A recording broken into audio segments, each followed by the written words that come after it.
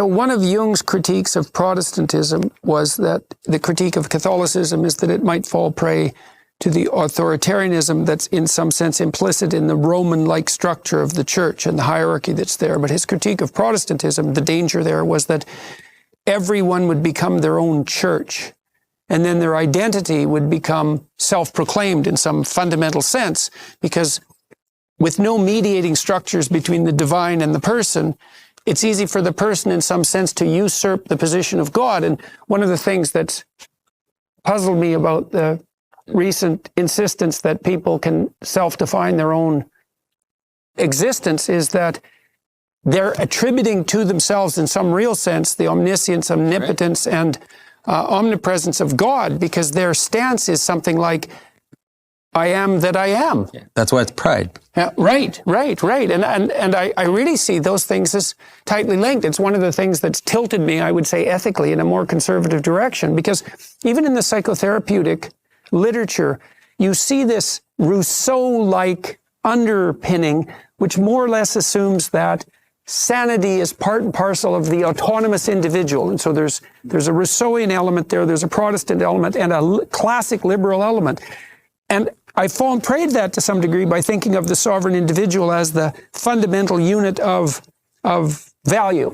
But then and this is partly under the influence of Piaget and the theorists of play and the people who made the case that identity comes out of negotiation, that in order to be sane, which is something other than, let's say, self-actualized in the narrow sense, you have to be positioned in these hierarchical structures. So you can't be sane without a partner, without a long-term partner, let's say.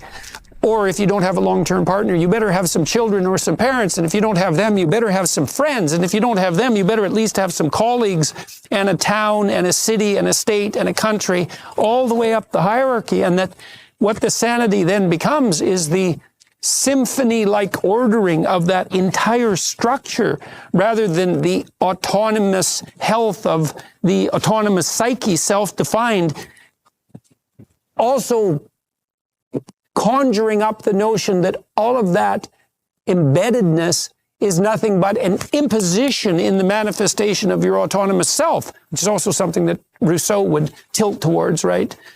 But Jordan, that doesn't come from Protestantism. That goes right back to the early temptation.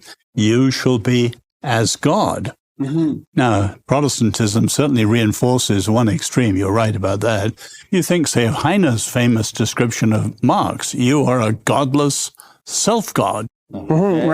Right. Because that's the alternative. Well, that's a very frightening thing if it's real. And the lack of embedding is what is ripe for manipulation, right? Because you can move. This is what we're seeing with sort of, mob-like mentality throughout the culture across the spectrum, because you can move people like a school of fish because they're not embedded in something. And that's in the text. That's what we saw at the beginning. That's what Pharaoh wants to do. Pharaoh wants to reduce the Israelites to potential so that he can then rule over them and manipulate them. He doesn't want families. He doesn't want all these embedded structures which create this normal pyramid. Mm-hmm. And those are alternative sources of power and structure as well. But they don't have to be they don't compete. The idea that a family is a power structure or a structure of communion doesn't compete with our relationship with God. It actually becomes a place where it can happen. And that's why the laws, right? When God gives the laws, they're all modes of communion. They're not just a bunch of